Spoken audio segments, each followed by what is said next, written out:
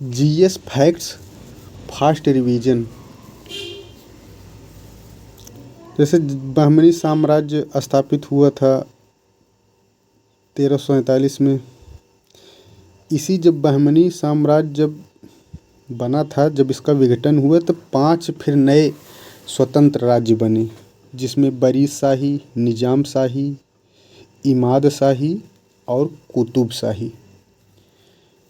बहमनी से के जब विघटन से यही बने थे। कौन कौन? बरीद, निजाम, इमदाद और कुतुब शाही। बहमनी साम्राज्य का संस्थापक वही जफ़र खां हसन गंगू जिसे कहते हैं। अब बहमनी जब विघटित हुआ तो पहला था बरीद शाही, जो कि बीदर के आसपास। तो इसके जो संस्थापक थे अमीर अली बरीद। ये 1526, वही जब बाबर आक्रमण किया था भारत पर, तो उसी समय ये बरीद शाही बना था, बाबर के आक्रमण के समय 1526, जिसका अमीर अली बरीद इसके थे। फिर दूसरा है निजाम शाही, जो कि अहमदनगर में स्थित था। ये निजाम वंश यह 1490 में बना, स्थापित हुआ निजाम शाही। और इसके मली संस्थापक जो थे मलिक अहमद से, निजाम शाही के मलिक अहमद। फिर इमाद शाही था, जो कि बरार वाला जो क्षेत्र है वहाँ पे था। ये इमाद शाही, बरार वाला एरिया, ये भी 1490 में बना। निजाम शाही और इमदाद ये दोनों 1490 में बना। और इमदाद का जो कौन था? फतह उल्लाद इमदाद। फतह कर दिया था इमदाद। इमला समझो, इमला लिखना था, उसको फतह कर लिए इमला में, इमदाद। निज़ाम मलिक अहमद। फिर नेक्स्ट था कुतुब शाही। इसके संस्थापक थे कुली कुतुब शाह। गोलकुंडा वाला जो क्षेत्र था वहीं पर था ये कुतुब शाही वंश। 1518 में ये भी स्थापित हुआ था। तो बरीद शाही के संस्थापक अमीर अली बरीद थे, 1526 में बना। निजाम शाही 1490 में बना, मलिक अहमद से। इमदाद शाही 1490 में बना, फतह उल्लाद इमदाद थे। कुतुब शाही 1518 में बना, कुली कुतुब शाह थे।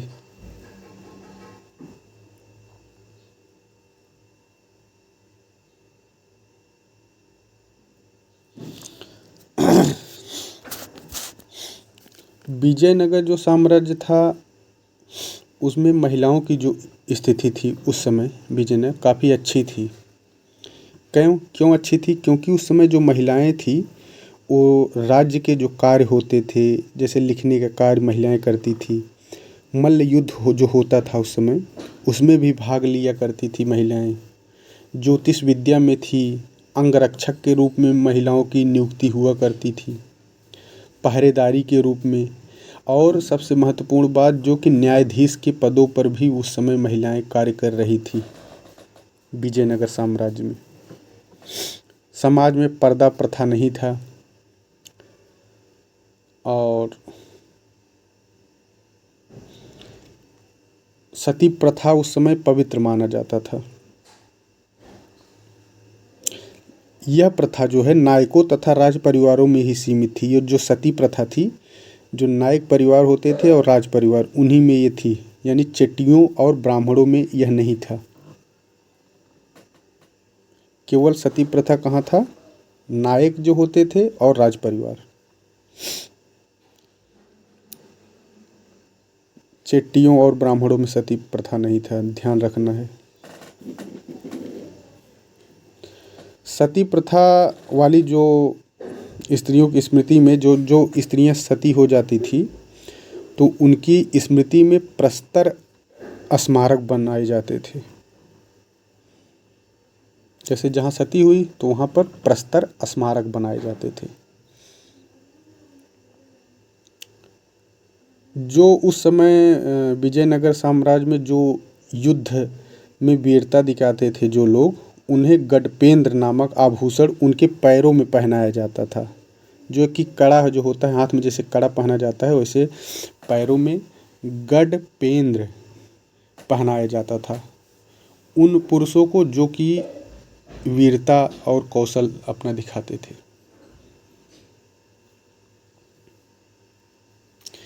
कर्नाटक कुल में 3 युद्ध हुए। तो जो पहला कर्नाटक युद्ध था यह कब हुआ था? तो 1746 में पहला कर्नाटक युद्ध। दूसरा 1749 में। तीसरा 1758 में। 46, 49, 58। 46, 49, 58। जो तीसरा कर्नाटक युद्ध था जो कि 1756, ऑस्ट्रिया और इंग्लैंड के बीच उस समय सप्तवर्षीय युद्ध हो रहा था, उसी का विस्तार था ये कर्नाटक युद्ध तीसरा। उधर ऑस्ट्रिया और इंग्लैंड प्रसा में शुरू हुए जो सप्तवर्षीय युद्ध था, उसी का विस्तार था ये कर्नाटक का तृतीय युद्ध। इसमें यह था कि यूरोप में जो फ्रांस ऑस्ट्रिया को और इंग्लैंड जो है प्रसा को समर्थन दे रहा था। फ्रांस जो है ऑस्ट्रिया का समर्थन कर रहा था और इंग्लैंड जो है प्रसा का।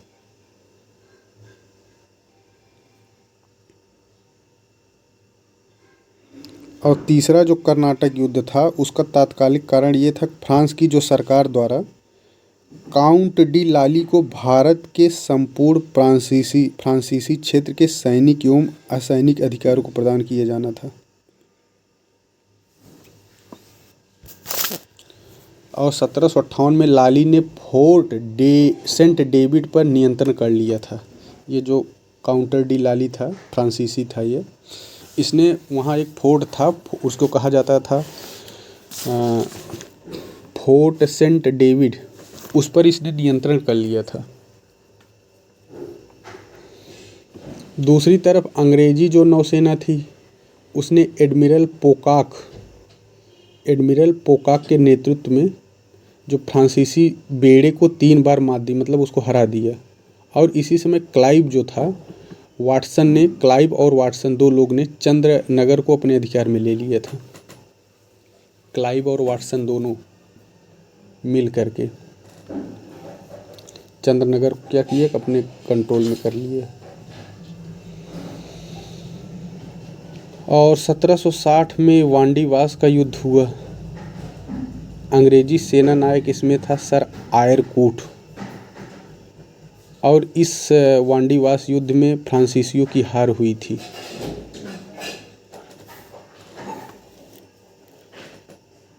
1760 में वांडीवास का युद्ध लड़ा गया था। अंग्रेजों ने पांडिचेरी पर अपना नियंत्रण स्थापित करने के बाद माहे एवं जिंजी पर भी कब्जा कर लिया था इसी वांडीवास युद्ध के बाद। अंग्रेज क्या मतलब, इसका मतलब है कि अंग्रेजों का अधिकार पांडिचेरी पर भी हुआ करता था कभी। और जो तीसरा कर्नाटक युद्ध था समाप्त कैसे हुआ ये, तो 1763 में पेरिस की संधि हुई और इसी संधि के तहत यह युद्ध समाप्त हो गया था, कर्नाटक युद्ध, जो तीसरा कर्नाटक युद्ध था।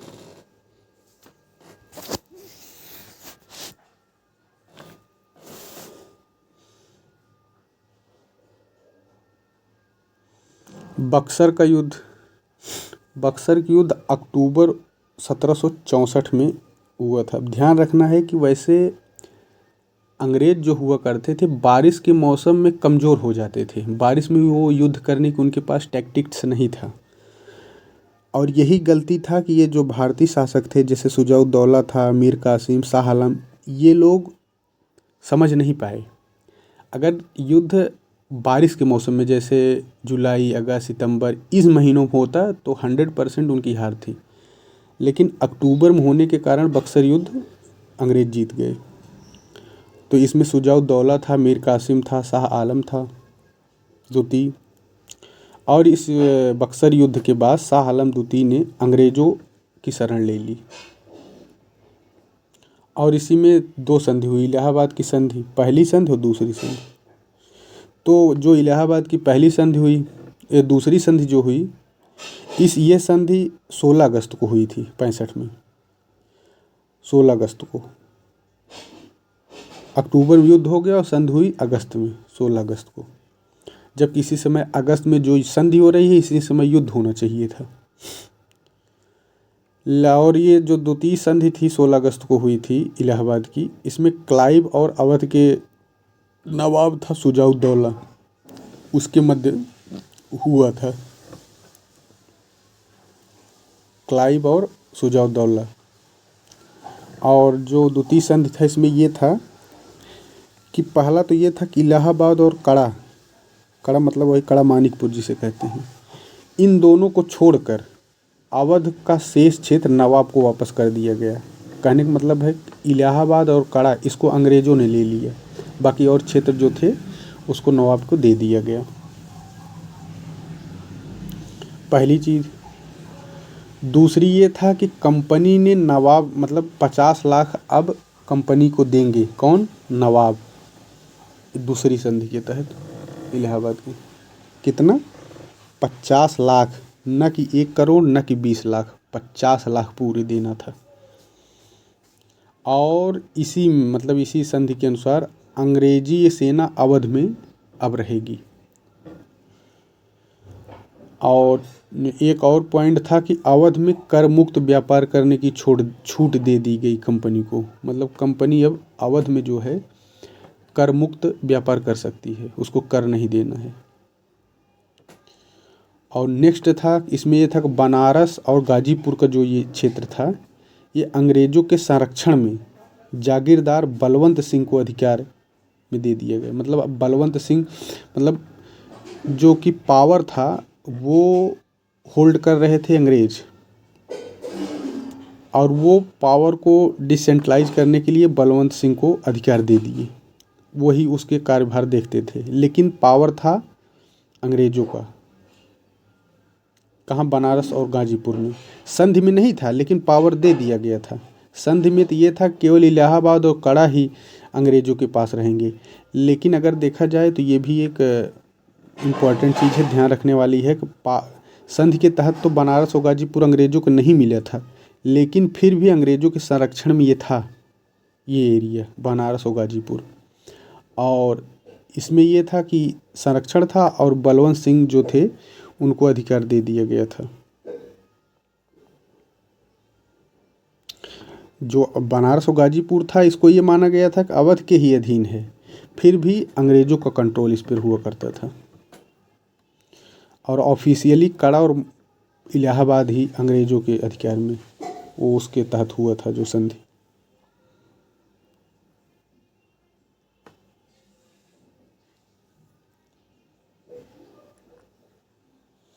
प्रथम आंग्ल मराठा युद्ध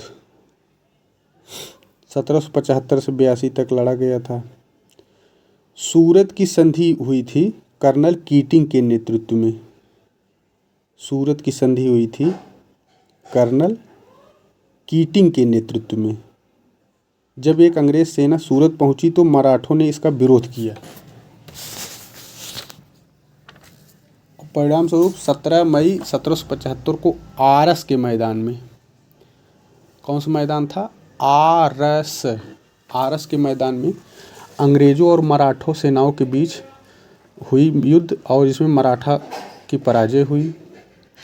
और इसी युद्ध में पुरंदर की फिर संधि हुई, जो कि 1776 में हुई पुरंदर की संधि। और इसमें ये था कि जो इस संधि में ये प्रावधान था कि कंपनी जो है राघोवा का समर्थन नहीं करेगी, किंतु सालसेट व थाने पर अंग्रेज़ों का प्रभुत्व बना रहेगा। सालसेट द्वीप है ना एक, और थाने है मुंबई के पास, इन दोनों पर अंग्रेज़ों का कंट्रोल रहेगा। और यही कारण है कि बाद में अंग्रेज़ों का पूरा जो पावर है मुंबई के आसपास बाद के वर्षों में देखा गया। तो पुरंदर की संधि पूछता है कब हुई थी, तो 1776 में हुई थी। और पुरंदर की संधि कलकत्ता की अंग्रेजी सरकार और पूना दरबार के बीच हुई थी। मतलब पूना दरबार वो पेशवा का लगता था पूना दरबार, और कलकत्ता अंग्रेज़ों का पावर जो था सेंट्रलाइज वो कलकत्ता में रहता था। तो कलकत्ता और पूना के मध्य समझो हुई थी पुरंदर की संधि 1776 में। और इसी मतलब इसमें 3-4 संधियाँ हुई थी। एक बड़गांव की भी संधि हुई, जब गांव आ जाए तो 1779। इसमें जो है वारेन हेस्टिंग के लिए यह काफ़ी अपमानजनक संधि थी।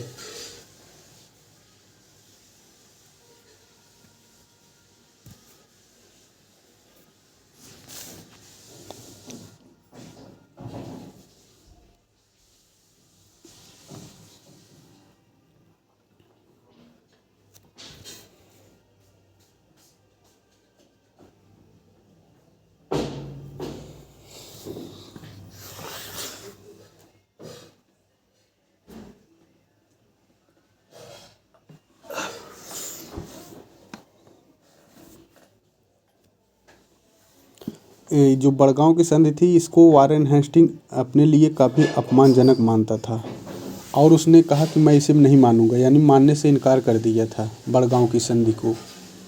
वारेन हेस्टिंग 1779 में हुई थी। और बाद में अंग्रेज़ सरकार और पूना दरबार के बीच सालबाई की फिर संधि हुई। इस संधि क्यों नहीं माना था, तो उसको कारण ये था जो वारेन हेस्टिंग नहीं मान रहा था, इसमें यह था कि जो 1773 के बाद बम्बई सरकार द्वारा विजित सारे मराठा क्षेत्र वापस करने पड़े थे। यही कारण था कि वारेन हेस्टिंग इसको नहीं मान रहा था, क्योंकि इतनी मेहनत से तो वो कैप्चर किया था। अब 1773 के पहले जितने भी विजित क्षेत्र थे या उसके वो मराठा को देना पड़ा, और इसीलिए वारेन हेस्टिंग नहीं मान रहा था बड़गांव की संधि को। उसके लिए काफ़ी अपमानजनक बात थी। सालबाई की संधि हुई 2282। इसमें यह था कि 2.5 लाख रुपये पेंशन दिया गया था रघुनाथ राव को इसी संधि के तहत सालबाई। और महादजी जो सिंधिया को युद्ध में हारे उनके क्षेत्र वापस हो गए। माधव नारायण को पेशवा की मान्यता मिल गई। सालसेट और थाना दुर्ग अंग्रेजों को मिल गया। सालबाई की संधि ये पूछता है सालबाई की संधि हुई कब थी, तो 82 में। बसीन की संधि कब हुई थी, बसीन की संधि और सालबाई की संधि में ध्यान रखना है, सालबाई पहले हुई थी, बसीन बाद में। सालबाई 1782 और बसीन 1802 में। इसमें जो बसीन की संधि हुई थी, पेशवा ने पूना में अंग्रेजी सेना रखना स्वीकार कर लिया था। यही बहुत बड़ा उनकी मतलब एक देखा जाए कि पॉलिटिकली वीक हो गए थे इसी कारण पेशवा लोग, क्योंकि अब अंग्रेज वहाँ जब सेना रखेगी तो उसके अकॉर्डिंग उनको बहुत सारी चीज़ें उनके अंडर गाइडेंस में होगी अंग्रेज़ों के। तो इसी धीरे धीरे वो पूरा कमज़ोर होता गया व्यवस्थाएं मराठों की। और जो पेशवा ने सूरत नगर कंपनी को सौंप दिए बसीन की संधि में।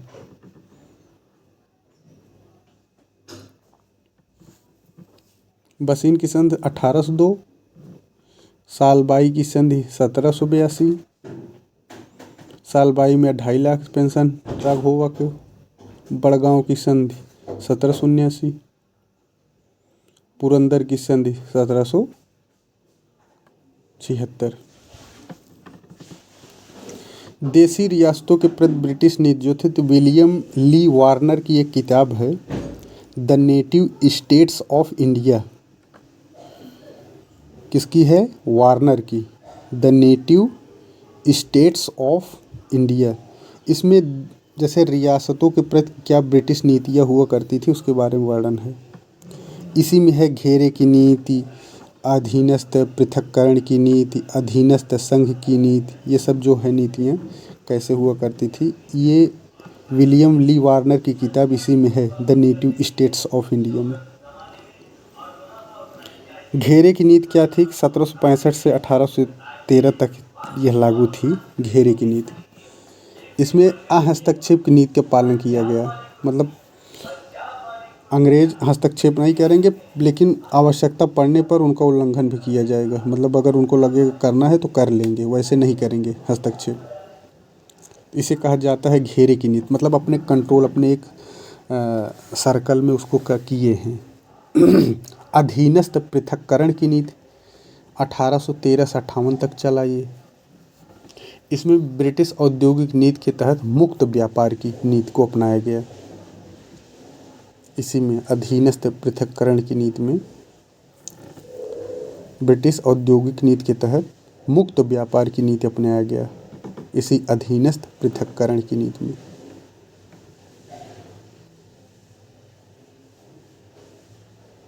फिर अधीनस्थ संघ की नीति आई थी, 58 से 1935 तक चला, 1858 से 1935 तक चला अधीनस्थ संघ की नीति।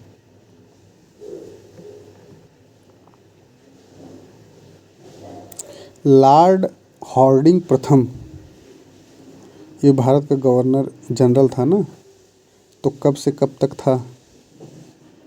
लॉर्ड हार्डिंग प्रथम 1844 से 48 तक था। लॉर्ड हार्डिंग प्रथम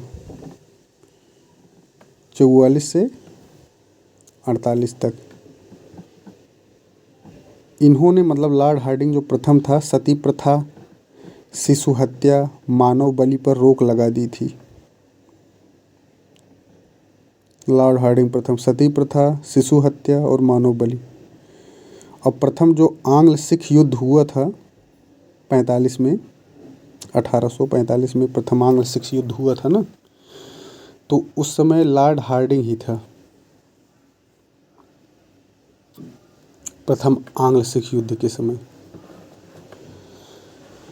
बाद में लॉर्ड कैनिंग आया 1856-57, उसी समय विद्रोह हुआ था 1857 वाला, इसी के समय, कैनिंग के समय। फिर लॉर्ड नॉर्थब्रुक आया, ये 1872 से 76 तक रहा नॉर्थब्रुक। और कूका जो आंदोलन हुआ था इसी नॉर्थब्रुक के समय हुआ था। पंजाब में कूका हुआ था, और जबकि मणिपुर में कूकी। पंजाब में कूका, मणिपुर में कूकी। और नॉर्थब्रुक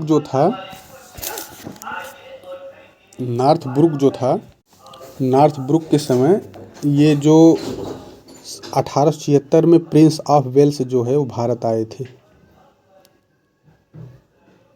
और इसी नॉर्थब्रुक के समय बिहार में अकाल पड़ा था। सूरत नमक आंदोलन कब हुआ था? सूरत में एक नमक आंदोलन चला था, गांधी जी के पहले ही वहाँ एक नमक आंदोलन चला हुआ था, सूरत नमक आंदोलन जिसे कहते हैं। 1844 में ये हुआ था। इसमें यह था कि बम्बई राज्य की सीमाओं के अंदर जो थे नमक पर 1 रुपये का उत्पादन शुल्क और आयात शुल्क लगाया गया था। पहले टैक्स 50 पैसे था, बाद में इसे 1 रुपये कर दिया। और इसी के खिलाफ वहाँ हुआ था ये नमक, सूरत में नमक आंदोलन 1844 में।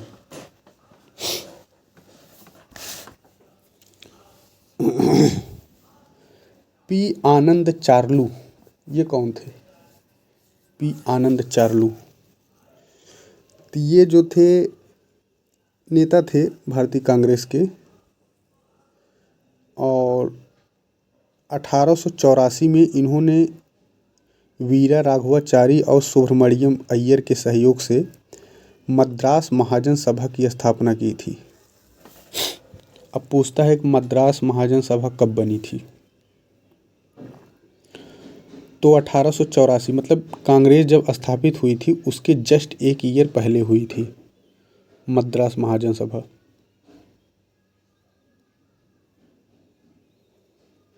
और इसमें बी राघवाचारी, जी सुब्रमण्यम अय्यर और आनंद चार्लू, ये तीनों लोग थे।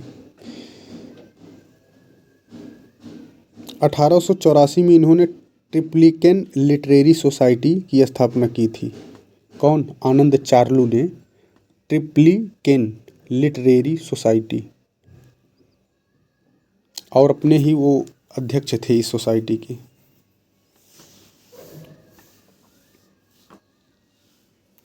AITUC all India trade union 1920 में बना। इसके अध्यक्ष लाला लाजपत राय थे।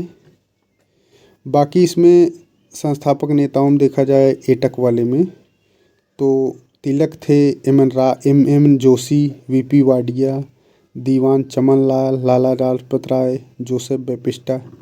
ये जोसेफ बैपिस्टा उपाध्यक्ष थे और अध्यक्ष थे लाला लाजपत राय, और दीवान चमन लाल ये सचिव थे। प्रथम गोलमेज सम्मेलन 12 नवंबर 1930 को हुआ था। कब? 12 नवंबर। कम्युनल अवार्ड 16 अगस्त 1932 को घोषणा हुआ था, मैकडोनाल्ड ने किया था। और ये जो कम्युनल अवार्ड था इसमें ये था कि भारतीय जो ईसाई थे, यूरोपी, मतलब इसमें था कि कम्युनल अवार्ड, इसमें मुस्लिम, यूरोपी, सिख, भारतीय ईसाई, एंग्लो इंडियन, दलित वर्ग और यहाँ तक कि मराठों के लिए निर्वाचन क्षेत्र की व्यवस्था की गई थी। मतलब इनके लिए अलग निर्वाचन क्षेत्र बनाए गए थे।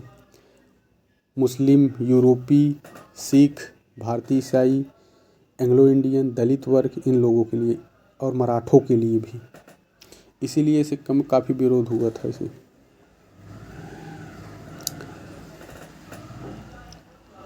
इसमें यह था कि दलित वर्गों की सीटें दी गई जिन्हें विशेष निर्वाचन क्षेत्र से चुनाव द्वारा भरा जाना था, जिसमें केवल वे ही मतदान कर सकते थे। मतलब दलित क्षेत्र भी था और दलित ही मतदान उसमें करेंगे। तो ऐसे क्षेत्र जो हुआ था विशेष।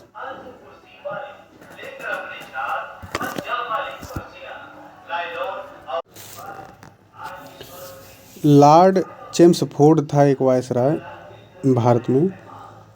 इसका जो कार्यकाल था चेम्सफोर्ड का 1916 से लेकर 21 तक था। लखनऊ में अधिवेशन इसी के समय हुआ था 1916 में। मॉन्टेग्यू घोषणा 1917 में हुई थी और रोलेट एक्ट 1919 में, जलियांवाला 1919 में, ये सब इसी के समय हुआ था। चेम्सफोर्ड 1619 से 21 तक रहा ये। लॉर्ड रीडिंग 22 से 26 तक रहा। यह एक इसी के समय मोपला विद्रोह हुआ था रीडिंग के समय। ये यहूदी था लॉर्ड रीडिंग।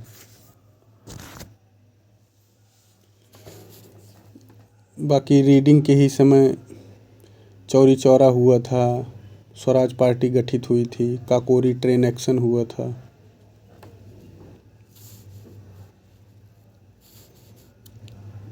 (1853) का अधिनियम जो आया था, पहली बार गवर्नर लेजिस्लेटिव जनरल की परिषद और कार्यकारी कार्यों को अलग कर दिया गया था इसी में। मतलब ये था कि जो लेजिस्लेटिव जनरल की परिषद और कार्यकारी जो अलग अलग कार्य होते थे अलग कर दिया गया 1853 में।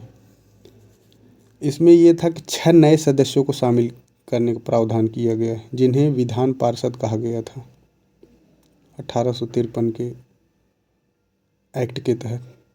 और 1853 के जो चार्टर अधिनियम में यह प्रावधान था कि नियंत्रण बोर्ड के सदस्य, उसके सचिव और अन्य अधिकारियों का वेतन ब्रिटिश सरकार द्वारा तय किया जाएगा, लेकिन कंपनी द्वारा भुगतान किया जाएगा। मतलब ये कहने का मतलब था कि तय तो करेंगे ब्रिटिशर्स, और दिया कहाँ जाएगा? दिया जाएगा कंपनी द्वारा। और कंपनी कहाँ की? भारत की। यानी ले जाएंगे पैसा वो, और कहाँ से ले जाएंगे? भारतीय रुपया। इसी में और इसी में जो था निदेशक मंडल में सदस्य 24 से घटाकर 18 कर दिया गया था। और 1853 का जो एक्ट था उसमें यह था कि निदेशक न्यायालय को उनकी संरक्षण देने की शक्ति से मुक्त कर दिया गया और उच्च पदों को प्रतियोगी परीक्षाओं का विषय बना दिया गया था 1853 में। मतलब जो ICS की परीक्षा होती है अब उसको परीक्षा के माध्यम से इसका नियुक्ति होगी। अब विधि सदस्य को अब गवर्नर जनरल की कार्यकारी परिषद का पूर्ण सदस्य बना दिया गया था 53 में। तो 53 में जो मुख्य था इसमें एक तो ICS परीक्षाओं का विषय बन गया और ये मुख्य है 6 नए सदस्य इसमें आए थे, ये मुख्य है। और 24 से 18 कर दिया गया था सदस्यों की संख्या।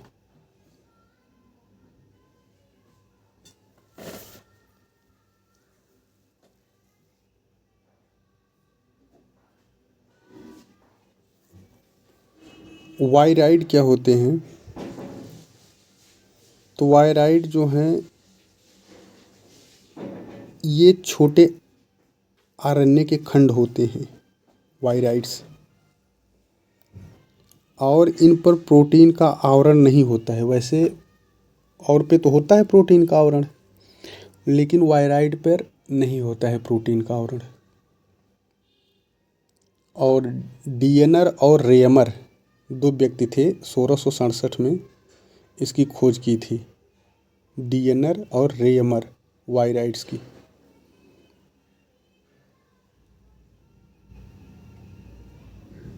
नारियल का कदंग रोग, आलू का तुर्क रोग, ये सब वायराइड के ही कारण होते हैं।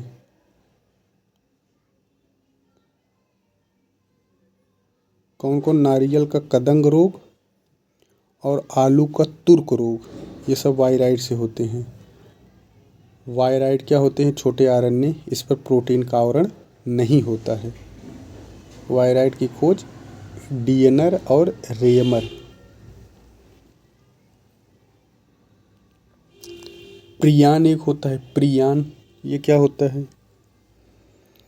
तो प्रियान केवल प्रोटीन होता है इसमें तथा न्यूक्लिक अम्ल इसमें नहीं पाया जाता है। जैसे वायराइड में प्रोटीन नहीं होता है, वैसे प्रियान में प्रोटीन होगा लेकिन न्यूक्लिक अम्ल नहीं होगा प्रियान में। और प्रियान की खोज जो है स्टैनले प्रूसिनर ने की थी। स्टैनले प्रूसिनर ने प्रियान की खोज की। इसमें मल्टीप्लाई होता है प्रियान में। भेड़ों में एक रोग होता है ना, स्क्रैपी रोग, वो इसी प्रियान के ही कारण होता है। भेड़ों में स्क्रैपी रोग।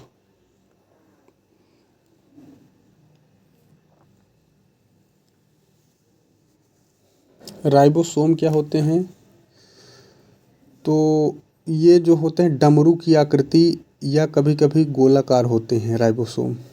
जैसे डमरू की आकृति होंगे या गोलाकार। और 140 से 160 एंगस्ट्रॉम इसका व्यास होता है। और जो राइबोसोम होते हैं राइबो न्यूक्लिक आरएनए और प्रोटीन के बने होते हैं। राइबोसोम किसके बने होते हैं? आरएनए और प्रोटीन के। राइबोसोम की खोज जो है पैलाडे नामक एक व्यक्ति ने 1955 में की थी। पैलाडे ने किया था। और राइबोसोम का मुख्य कार्य क्या है? तो अमीनो अम्ल के द्वारा प्रोटीन संश्लेषण में सहायता करता है। राइबोसोम अमीनो अम्ल के द्वारा प्रोटीन संश्लेषण में सहायता करता है। राइबोसोम 2 होते, एक तो 80S और एक 70S। तो जैसे 70S वाले जैसे माइटोकॉन्ड्रिया, क्लोरोप्लास्ट, बैक्टीरिया, मतलब जो छोटे छोटे होते हैं जर्म्स, उसमें होते हैं 70 वाले। माइटोकॉन्ड्रिया, क्लोरोप्लास्ट, बैक्टीरिया, इन सब में 70 राइबोसोम। और 80 राइबोसोम उसमें होते हैं जो उच्च विकसित होते हैं, जंतु कोशिकाएं। अब राइबोसोम की मुख्य बातें क्या है, तो खोज पैलाडे ने किया है। डमरू के आकार की और गोलाकार आकृति होती है। राइबोन्यूक्लिक अम्ल और प्रोटीन के बने होते हैं। अमीनो अम्ल के द्वारा प्रोटीन का संश्लेषण करते हैं। ये राइबोसोम का महत्वपूर्ण तथ्य है।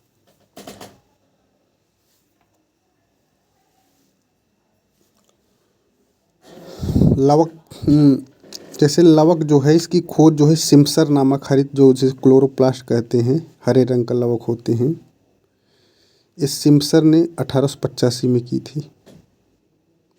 क्लोरोप्लास्ट के चारों ओर इकाई कलाओं की बनी 2 झिल्लियाँ होती हैं जो लाइपोप्रोटीन की बनी होती हैं। किसकी? लाइपोप्रोटीन की बनी होती है। झिल्लियों से घिरे अर्ध तरल दानेदार पदार्थ को स्ट्रोमा कहते हैं।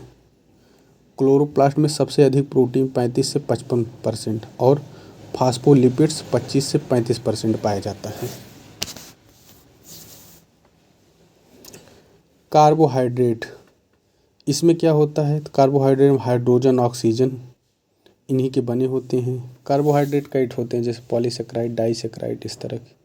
पॉलीजेसेक्राइड होता है, जैसे ये जो पॉलीसेक्राइड होते हैं ये अक्रिस्टलीय एवं जल में अविलीय अथवा बहुत कम विलीय, मतलब पॉलीसेक्राइड जो होते हैं जल में जल्दी घुलते नहीं हैं और ये अक्रिस्टलीय होते हैं और इनका जो स्वाद मीठा नहीं होता है। और सेक्राइड का तो मीठा होगा लेकिन पॉली का मीठा नहीं होता है। जैसे मोनोसेक्राइड मीठा होगा, डाइसेक्राइड मीठा होता है, लेकिन पॉली वाला एक कम मीठा नहीं होता है। इसीलिए इन्हें अशर्करा, नॉन शुगर कहते हैं पॉलीसेक्राइड को। जैसे यह इनुलिन, डहेलिया की जड़ों, स्टार्च, चावल, आलू, गेहूँ, मक्का, केला, इन सब में पाया जाता है। बहुत ज़्यादा मीठा, जैसे केला बहुत थोड़ी मीठा है लेकिन गन्ना देखिए बहुत मीठा है। तो दोनों में जबकि कार्बोहाइड्रेट है, तो इसमें पॉलीसेक्राइड वाले कार्बोहाइड्रेट होते हैं बहुत मीठे नहीं होते हैं।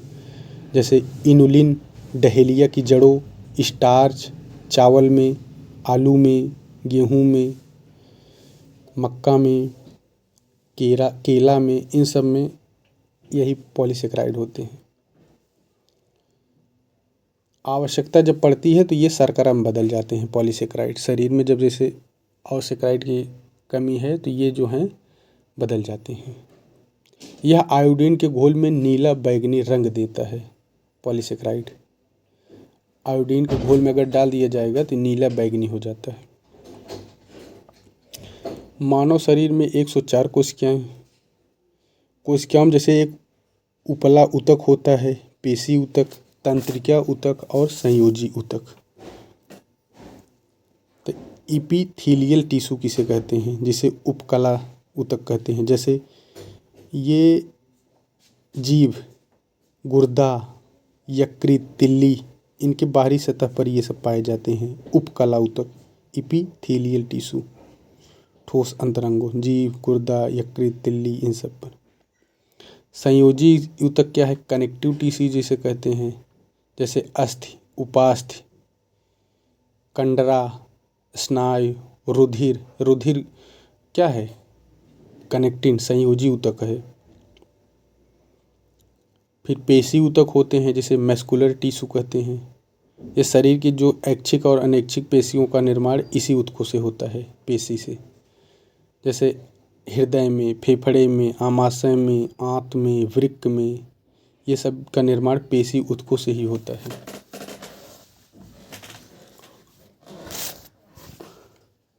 फेफड़े, हृदय, आमाशय, आंत, वृक्क, ये सब पेशी ऊतक से बनते हैं, यानी मस्कुलर टिश्यू। फिर तंत्रिका ऊतक होते हैं जो मस्तिष्क में होते हैं, मस्तिष्क को मतलब इससे बनते हैं। अच्छा, आहार विज्ञान, जो आहार विज्ञान होता है इसके अध्ययन को क्या कहते हैं, तो आहार विज्ञान के अध्ययन को सीटोलॉजी कहते हैं। और औषधि मात्रा विज्ञान का अगर अध्ययन करना हो तो क्या कहेंगे उसे, पोसोलॉजी औषधि मात्र विज्ञान के अध्ययन को। केश विज्ञान यानी केश मतलब बाल, वही अगर केश विज्ञान का अध्ययन करना है तो उसे क्या कहेंगे, ट्रिकोलॉजी, ट्रिकोलॉजी कहते हैं केश विज्ञान, ट्रिकोलॉजी। पादप विज्ञान को फाइटोजेसी। कोशिका की खोज रॉबर्ट हुक ने किया था। मृत कोशिका कार्क था उसी को, लेकिन जीवित कोशिका अगर देखा जाए तो लुवेनहाक ने किया था, जबकि मृत कोशिका की खोज रॉबर्ट हुक ने। फाइलेरिया क्या होता है, तो फाइलेरिया जो होता है सूत्र कृमियों यानी नेमाटोड्स जो होते हैं उन्हीं से होता है फाइलेरिया। फाइलेरिया बैंक्राफ्टी, और फाइलेरिया से रोग होता है फाइलेरिया बैंक्राफ्टी, और एक जो होता है कृमि लोआ लोआ, ये फाइलेरिया से होता है लोआ। हेट्राजन टैबलेट फाइलेरिया में दिया जाता है। एब्सिसिक अम्ल क्या होता है, तो ये जो है शाखाओं के टूटने के लिए उत्तरदायी होता है। इसे एजिंग हार्मोन कहते हैं, एब्सिसिक अम्ल को एजिंग हार्मोन। ये जो है सुषुप्तावस्था जो होती है उसको प्रोत्साहित करता है एब्सिसिक।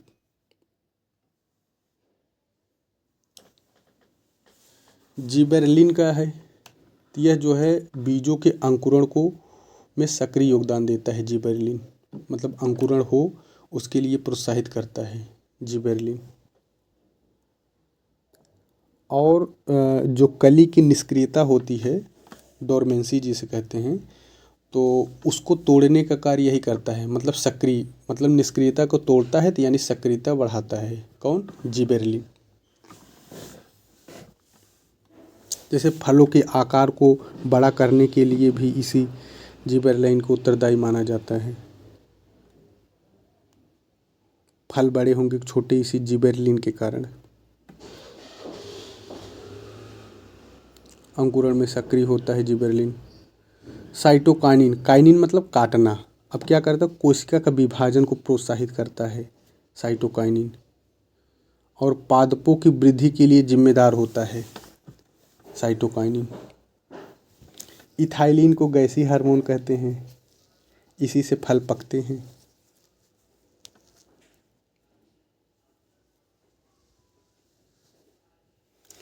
जैसे मीटर, लंबाई, सेकंड, समय, जूल, ये सब मात्रक हैं प्राथमिक।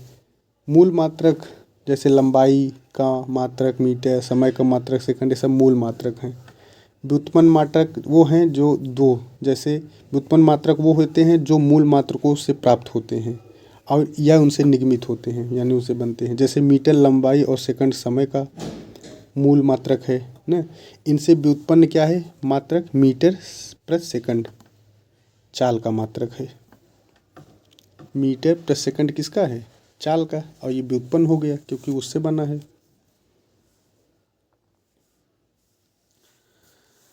डेका किसे कहेंगे, डेका डेका है, डेका हेक्टो किलोग्राम ये सब है। तो डेका मतलब जब 10 की पावर 1 रहेगा 10 की पावर 1 तो उसे डेका कहेंगे, और जब 10 की पावर 3 होगा तो क्या कहेंगे उसे, जब 10 की पावर 3 होगा तो उसे कहेंगे किलो, और जब 10 की पावर 2 होगा तो उसको क्या कहेंगे, hecto. Deca 1, hecto 2, kilo 3, mega 6, tera 12, peta 15, exa 18। Deca 1, hecto 2, kilo 3, mega 6, tera 12, peta 15, exa 18।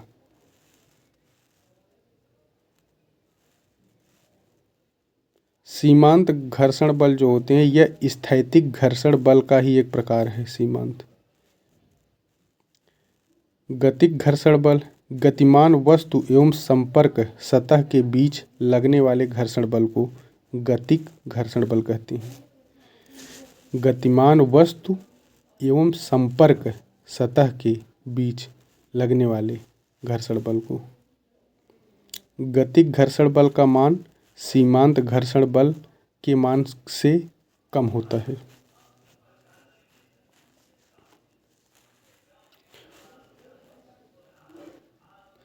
ये कुछ होते हैं मध्यम, जैसे मध्यम सक्रियता उच्च सक्रियता पदार्थें होती हैं ना, जैसे निम्न अभिक्रियाएं पाई, जैसे चांदी, सोना, प्लेटिनम, तांबा, इन सब में जो अभिक्रियाशीलताएं पाई जाती है निम्न होती हैं। ये जो है प्राकृतिक रूप में स्वतंत्र अवस्था में पाई जाते हैं। जैसे सोना प्राकृतिक स्वतंत्र होता है, चांदी, प्लेटिनम, तांबा ये सब स्वतंत्र अवस्था में पाए जाते हैं। यही कारण है कि इनमें निम्न अभिक्रियाशीलता पाई जाती है। मध्यम क्रियाशीलता जैसे ऑक्साइड, सल्फाइड, कार्बोनेट के रूप में ये सब पाए जाते हैं। जैसे जस्ता हो गया, लोहा हो गया, लेड हो गया, इस सब में मध्यम अभिक्रियाशीलता पाई जाती हैं। ये इस कैटेगरी की धातुएं हैं, मेटल्स। कुछ धातुएं होती हैं जिसमें उच्च अभिक्रियाशीलता पाई जाती हैं, इन्हें सक्रियता श्रेणी में सबसे ऊपर रखते हैं। जैसे कैल्शियम, सोडियम, मैग्नीशियम, एल्युमिनियम, इन सब में बहुत ज़्यादा अभिक्रियाशीलता पाई जाती है।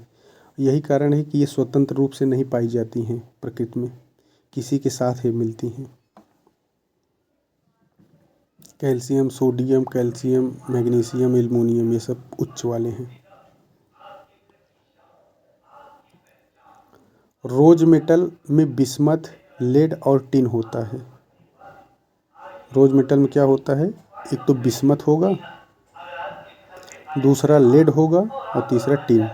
इसमें तांबा नहीं होता है, ध्यान रखना यही है कि रोज मेटल में तांबा नहीं पाया जाता है। और स्वचालित जो फ्यूज में प्रयोग होता है रोज मेटल।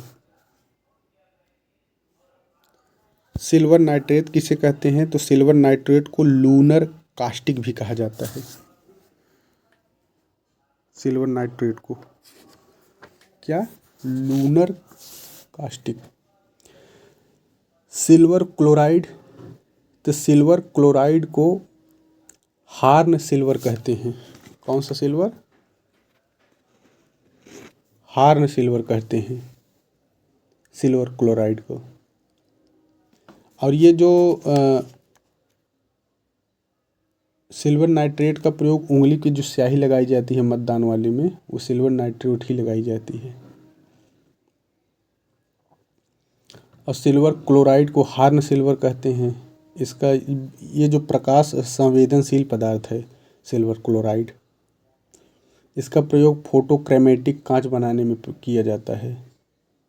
सिल्वर क्लोराइड का फोटोक्रोमेटिक कांच।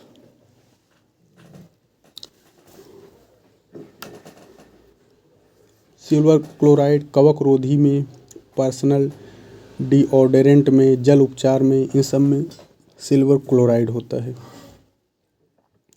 सिल्वर ब्रोमाइड, तो जो सिल्वर ब्रोमाइड होता है फोटोग्राफी प्लेट बनाने में इसका प्रयोग होता है।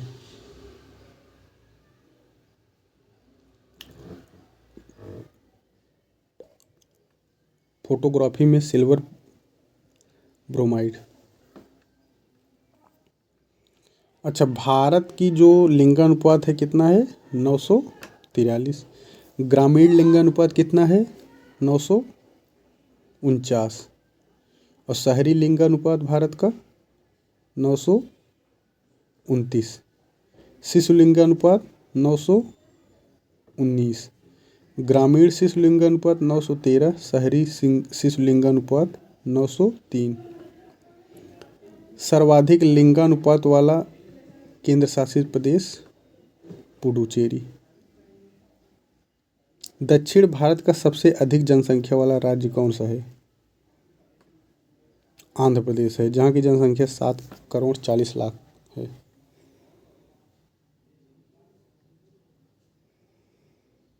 भारत में तो ध्यान रखना है, भारत की ग्रामीण लिंगानुपात 949 है, शहरी 929 है, शिशु लिंगानुपात 919 है। सर्वाधिक लिंगानुपात वाला केंद्र शासित प्रदेश पुडुचेरी है और सबसे अधिक जनसंख्या वाला दक्षिण के राज्य आंध्रा है। जनगणना के अनुसार जो है देश में ग्रामीण जो जनसंख्या की 10 की वृद्धि दर रही है, ग्रामीण जनसंख्या की 10 की वृद्धि दर 12.39% रही है।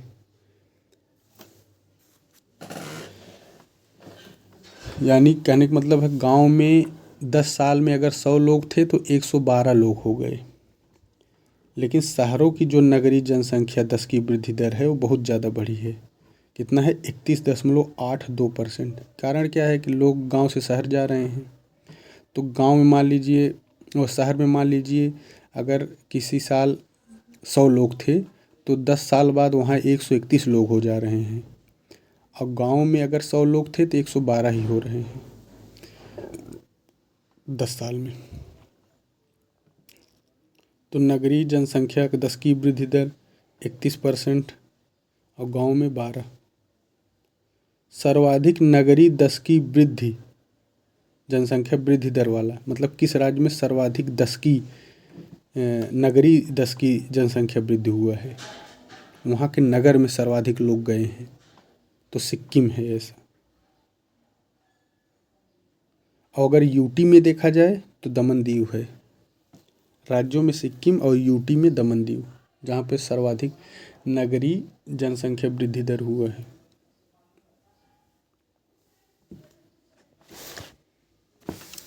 और न्यूनतम अगर देखा जाए तो हिमाचल में हुआ है नगरीय 10 की वृद्धि दर। महाराष्ट्र का अगर देखा जाए 10 की वृद्धि दर तो यहाँ 23% रहा है। गोवा में 35%, हरियाणा में बहुत ज़्यादा हुआ है, 44% हुआ।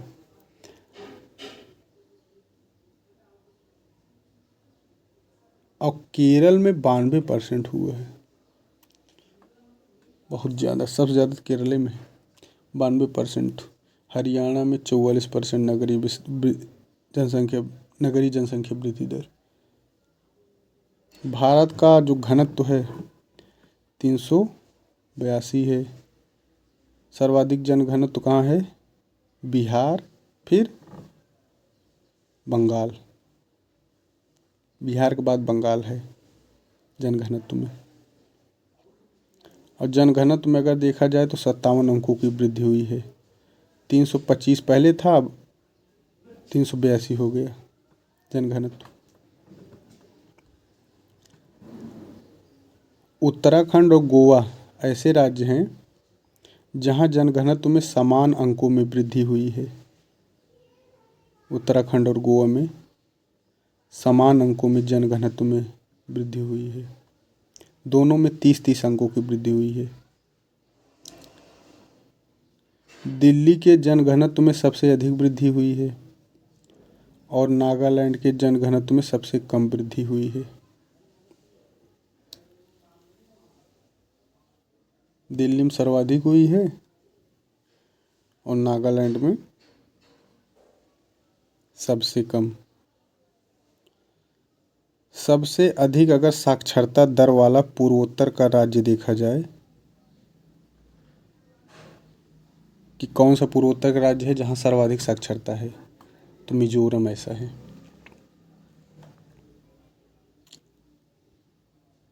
अच्छा, महाराष्ट्र की साक्षरता कितनी है? तो 82। मैंने कहने का मतलब है कि 82 लोग महाराष्ट्र में साक्षर हैं 100 में से। कर्नाटक की साक्षरता 75 है। तमिलनाडु की 80 है। हिमाचल की 82 है। हिमाचल की 82.8 है और महाराष्ट्र की 82.3 है। यानी हिमाचल की साक्षरता ज़्यादा है, महाराष्ट्र की उससे कम है। महाराष्ट्र के बाद तमिलनाडु की साक्षरता है 80 और फिर तमिलनाडु के बाद कर्नाटक की साक्षरता है 75। तो हिमाचल, महाराष्ट्र, तमिलनाडु, कर्नाटक।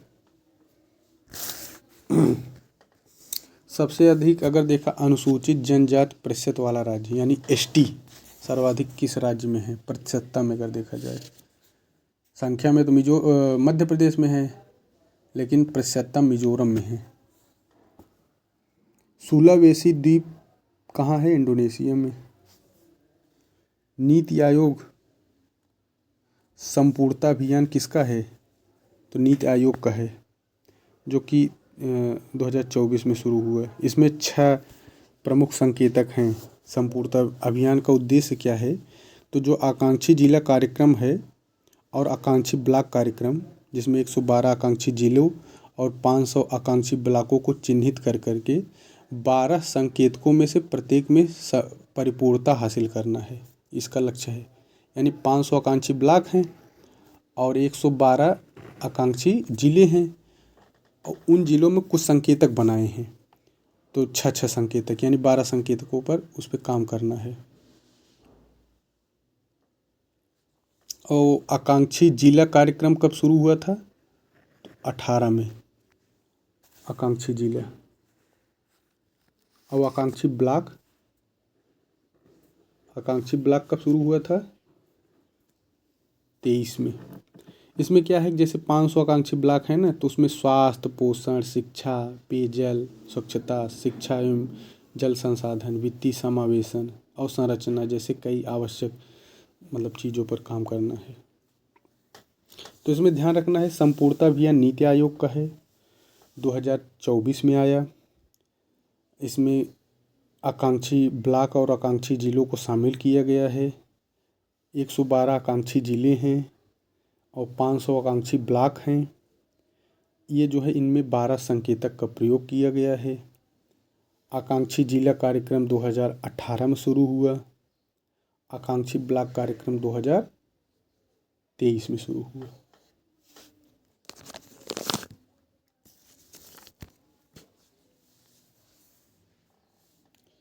विश्व आर्थिक मंच जो है बना था 1971 में। इसको क्लास श्वाब एक व्यक्ति थे, उन्होंने ही स्थापित किया था। एक अलाभकारी संगठन है विश्व आर्थिक मंच। कोलोग्नी एक जगह है स्विट्जरलैंड में, वहीं इसका मुख्यालय है विश्व आर्थिक मंच का। और विश्व आर्थिक मंच जो है वैश्विक ऊर्जा संक्रमण जो सूचकांक होता है वो यही जारी करता है, विश्व आर्थिक मंच। भारत जो है संपीड़ित गैस जो है 24% की उत्पादन की क्षमता है। उत्तर प्रदेश में